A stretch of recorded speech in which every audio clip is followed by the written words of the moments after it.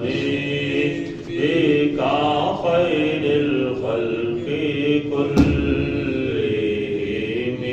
مولاي صل وسلم دائما أبدا على حبيبك خير الخلق كلهم. بسم الله الرحمن الرحيم. الحمد لله رب العالمين والصلاة والسلام على سيد الأنبياء والمرسلين. أما بعد فأعوذ بالله من الشيطان الرجيم. بسم الله الرحمن الرحيم. إن الله يأمركم أن تؤدوا الأمانات إلى أهلها وإذا حكمتم بين الناس أن تحكموا بالعدل. إن الله نعم ما يعظكم به. إن الله كان سميعا بصيرا. صدق اللہ العظیم.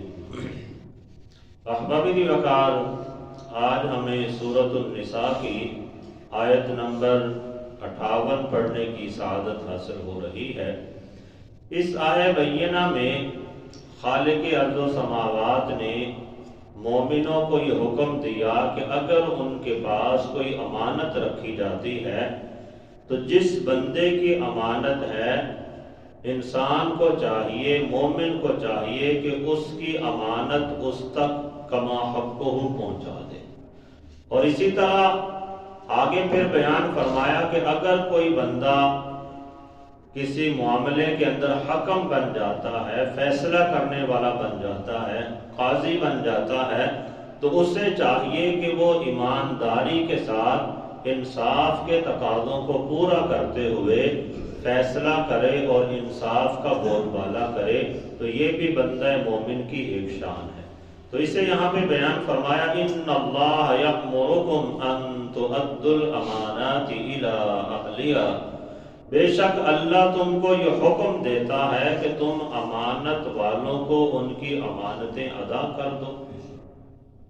تو یہاں پر امانت سے کیا مراد ہے؟ مفسرین کرام نے، فقہائے کرام نے یہاں پہ بیان کیا کہ ایک تو امانت سے مراد ہمارے ہاں جو ظاہری مفہوم ہے کہ کسی بندے نے دوسرے کے پاس کوئی چیز رکھوائی تھی تو وہ بندے کے پاس امانت ہوتی ہے. جس کے پاس رکھوائی گئی ہے اس کی ذمہ داری ہے کہ وہ اس کی کما حقہ حفاظت کرے، اور جب وہ شخص جس کی چیز ہے وہ مطالبہ کرے تو اسے کما حقہ اس کی چیز اس کے حوالے کر دی جائے. اور اس کے اندر کسی قسم کا کوئی امتیاز نہیں ہے. ایسا نہیں کہ بندہ کہے کہ مومنوں کی امانتیں واپس کرنی ہے اور کافروں کی بندہ ہڑپ کر جائے، یا نیک لوگوں کی امانتوں کا لحاظ کرنا ہے، دوسروں کی کوئی پرواہ نہیں ہے. اپنے رشتہ داروں، اپنے دوستوں کا لحاظ کرنا ہے، باقی کسی کو کوئی پرواہ نہیں. اس طرح کی چیزیں نہیں. جب اللہ جل شانہ نے ارشاد فرما دیا کہ تم جو امانتیں ہیں ان امانتوں کو ان کے اہل تک پہنچا دو. اب یہ جو لفظ اہل ہے یہاں پہ، اس میں یہ تخصیص نہیں ہے کہ وہ اہل مومن ہے تو پھر پہنچاؤ، وہ تمہارا رشتہ دار ہے تو پھر پہنچاؤ، تمہارا کوئی قریبی دوست ہے تو پھر پہنچاؤ، کوئی بڑی طاقت والا ہے تو پھر پہنچاؤ. ایسا نہیں ہے. مطلقاً ہے کہ جس کی امانت ہے اس تک اس کی امانت کو کما حقہ پہنچا دو.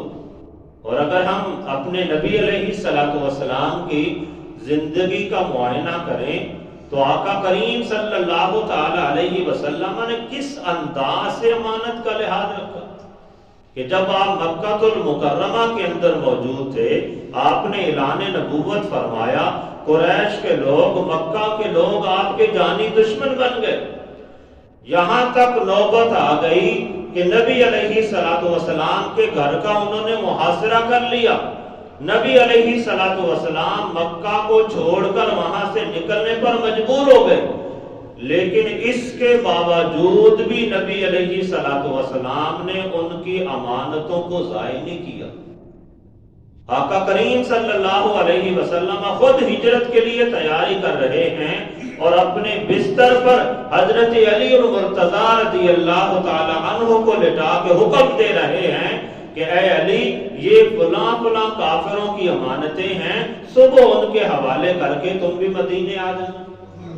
تو اس انداز سے ہمارے نبی علیہ الصلوۃ والسلام نے ہمیں تعلیم دی، تو اللہ جل شانہ نے بھی اس کا حکم دیا کہ تمہارے پاس جس کی امانتیں ہیں تم کما حق ہو اس کی امانتیں ان تک پہنچا دو۔ تو ایک تو یہاں پہ ظاہری اموال کی امانت داری کا ہمیں درس دیا گیا کہ جو جس کی امانت ہے اس تک پہنچا دو۔ دوسرا یہاں پہ مفسرین کرام نے اس بات کو بھی بیان کیا کہ انسان کا معاملہ اپنے رب کے ساتھ بھی متعلق ہوتا ہے اور دیگر مخلوقات کے ساتھ بھی متعلق ہوتا ہے۔ تو جیسے دیگر مخلوقات کے ظاہری معاملات کی امانت کا لحاظ کرنا ضروری ہے، ایسے ہی جو رب تعالیٰ کی امانتیں ہیں ان کا لحاظ کرنا بھی ضروری ہے، یا جو ظاہراً اموال کے اعتبار سے نہیں ہے دیگر امانتیں ہیں ان کو بھی ادا کرنے کا حکم ہے۔ اللہ تعالیٰ کی امانتیں کیا ہیں؟ مفسرین کرام نے اسے بیان کیا، ایک تو جو ظاہری بندے کے اعضاء ہیں، بندے کا ہر عضو بندے کے پاس اللہ کی امانت ہے۔ بندے کی ذمہ داری ہے کہ اس عضو کو جہاں اللہ نے فرمایا وہاں استعمال کرے تو وہ امانت داری ہے، اگر وہ وہاں استعمال نہیں کرتا تو یہ خیانت ہے۔ جیسا کہ زبان اللہ نے عطا فرمائی ہمیں، زبان اللہ کی طرف سے ہمارے پاس امانت ہے، تو جن کاموں کے لیے اللہ نے زبان کو استعمال کا حکم دیا اگر ہم اسے انہی کاموں میں استعمال کریں گا، اس زبان سے اللہ کا ذکر کریں گے، حضور کی ذات گرامی پہ درود و سلام پڑھیں گے، اس زبان کے ذریعے دوسرے مسلمانوں کو کوئی گالم گلوچ تکلیف نہیں پہنچائیں گے، تو یہ ہم زبان کی امانت داری کا حق ادا کر رہے ہیں۔ لیکن اگر ہماری زبان سے کبھی غیبت نکل رہی ہے، کبھی جھوٹ نکل رہا ہے، کبھی کسی کو گالم گلوچ ہو رہی ہے، تو پھر ہم زبان کے معاملے میں خیانت کے اندر مبتلا۔ اسی طرح فرمایا آنکھ اللہ کی امانت ہے، اگر آنکھ کو بندہ جہاں اللہ نے دیکھنے کی اجازت دی ہے وہاں دیکھے تو یہ امانت داری ہے، اور اگر اسی آنکھ سے بندہ بدنگاہی کرے، حرام چیزوں کو دیکھے، تو یہ آنکھ کے اعتبار سے بندہ خیانت کر رہا ہے۔ کان اللہ کی امانت ہیں، اللہ نے اس سے جن چیزوں کو سننے کا حکم دیا، جہاں اجازت دی وہاں وہ چیزیں سنے تو یہ امانت داری ہے، اور انہی کانوں سے اگر بندہ گانے باجے سننا شروع کر دے، فحش کلامی سننا شروع کر دے تو یہ امانت داری نہیں ہے۔ ہاتھ اللہ کی امانت ہے، جن کاموں کا اللہ نے حکم دیا اگر وہ کام ہاتھوں سے کیے جائیں تو یہ امانت داری ہے، اور اگر انہی ہاتھوں سے بندہ چوری کرے، ڈاکہ ڈالے، کسی کو قتل کرے، کسی کا مال لوٹ لے تو یہ امانت میں خیانت ہے۔ پاؤں اللہ کی امانت ہے، جہاں اللہ نے جانے کا حکم دیا وہاں پہ جائے گا تو یہ امانت داری ہے، اور اگر انہی پاؤں کے ذریعے چل کے وہ کسی پہ ظلم کرنے جا رہا ہے، کسی کو دھوکہ دینے کے لیے جا رہا ہے تو یہ امانت داری نہیں، خیانت ہے۔ تو اللہ جل شانہ نے ہمیں تنبیہ فرمائی کہ جس کی امانتیں ہیں اس کی امانتوں کو اس کے حق تک پہنچا دو۔ صراحت سے ارشاد فرمایا ان اللہ یأمرکم، بے شک اللہ تمہیں حکم دیتا ہے، بے شک اللہ تمہیں حکم دیتا ہے ان تؤدوا الامانات الی اہلھا، کہ امانتیں ان کے اہل کو ادا کر دو۔ پھر آگے ارشاد فرمایا وَإِذَا حَكَمْتُمْ بَيْنَ النَّاسِ أَن تَحْكُمُوا بِالْعَدْلِ، اور جب تم لوگوں کے درمیان فیصلہ کرو تو عدل کے ساتھ فیصلہ کرو۔ اب یہ بھی بڑی اہم چیز ہے، معاشرے کے اندر اس چیز کا بھی بڑا فقدان ہے کہ جو بندہ کسی فیصلے کے اندر مبتلا ہوتا ہے، اسے کسی چیز کا فیصلہ کرنا پڑتا ہے، تو وہ عام طور پر جہاں طاقت ہوتی ہے اسی طرف جھک جاتا ہے، جہاں اس کی تعلق داری ہوتی ہے اسی کا لحاظ کرتے ہوئے اسی کی طرف وہ مائل ہو جاتا ہے۔ اللہ جل شانہ نے اس چیز سے بھی ہمیں منع فرمایا۔ رب تعالیٰ نے یہ تنبیہ فرمائی کہ جب بھی تم کسی معاملے کے اندر فیصلہ کرتے ہو تو تمہاری ذمہ داری یہ ہے کہ تم حق کا لحاظ رکھو، انصاف کے تقاضوں کو پورا کرو تو پھر بندے کا وہ فیصلہ دنیا میں بھی بندے کے لیے عزت کا باعث بنے گا اور آخرت کے اندر بھی ثواب کا اور اجر کا باعث بنے گا۔ لیکن اگر بندہ ایسا لحاظ نہیں کرتا تو پھر دنیا میں تو رسوائی ہے ہی صحیح، آخرت کے اندر بھی بندے کو رسوائی ہو۔ فقہائے کرام نے، مفسرین کرام نے یہ تنبیہ فرمائی کہ جو قاضی ہے اسے چاہیے کہ وہ ہمیشہ عدل کرے، اور جب اس کے سامنے کوئی مقدمہ آ جاتا ہے، دو فریقین اپنا کوئی معاملہ لے کے آ جاتے ہیں، تو اس کی ذمہ داری ہے کہ وہ ان دونوں فریقوں کے ساتھ برابر سلوک کرے۔ فقہائے کرام نے اس میں 5 چیزیں بیان کی جس کے اندر قاضی کو چاہیے کہ وہ ان دونوں کے درمیان انصاف والا معاملہ کرے۔ ایک تو فرمایا کہ انہیں اپنے پاس بٹھانے کے اعتبار سے انصاف کرے۔ ایسا نہیں کہ ایک بندے کو تو اپنے پاس بٹھاتا ہے اور دوسرے کو دور بٹھا دیتا ہے، یا ایک کو اپنے پاس آنے کا زیادہ موقع دیتا ہے اور دوسرے کو اپنے قریب ہی نہیں آنے دیتا، تو یہ بھی انصاف کے تقاضوں کے موافق نہیں ہے۔ جن دو کا معاملہ ہے دونوں کو اپنے قریب بٹھائے۔ پھر فرمایا کہ نشست کے اعتبار سے بھی انصاف کرے۔ ایسا نہ ہو کہ ایک کو نیچے زمین پہ چٹائی بچھا کے بٹھا دے اور دوسرے کے لیے اعلیٰ قسم کی کرسی لگا دے، ایسا بھی نہیں ہے۔ جب دونوں کا معاملہ ہے تو دونوں کو ایک جیسی جگہ پہ بٹھائے، اکٹھے بٹھائے اور ایک جیسی نشست انہیں عطا کرے۔ اور پھر فرمایا کہ دونوں کی طرف توجہ کرنے کے اعتبار سے بھی برابری کرے۔ ایسا نہیں کہ ایک کی بات بڑی توجہ سے سن لیتا ہے اور جب دوسرا بات کرتا ہے تو اس کی طرف توجہ ہی نہیں کرتا، خیال ہی نہیں کرتا۔ چوتھے نمبر پر ارشاد فرمایا کہ ہر ایک کا کلام سنے۔ ایسا نہیں کہ ایک کی بات سنی دوسرے کی سنی نہیں اور ایسے ہی فیصلہ صادر کر دیا، یا ایک نے آ کے کچھ معاملہ بیان کیا دوسرے کو عدالت کے اندر بلایا ہی نہیں، اسی کی بات سن کے فیصلہ کر دیا۔